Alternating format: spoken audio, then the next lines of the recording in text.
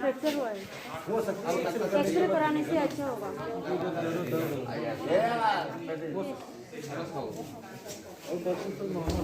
हाँ, ये तो स्वेलिंग भी होगा। रुको रुको रुको रुको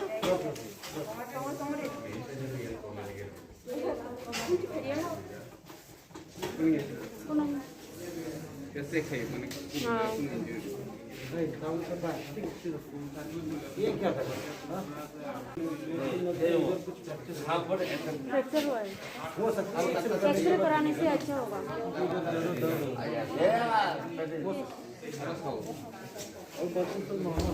हाँ, ये तो स्वेलिंग भी होगा। रुको रुको रुको रुको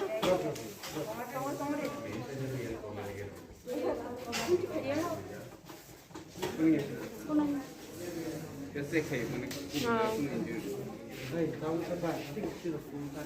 ये क्या कर रहा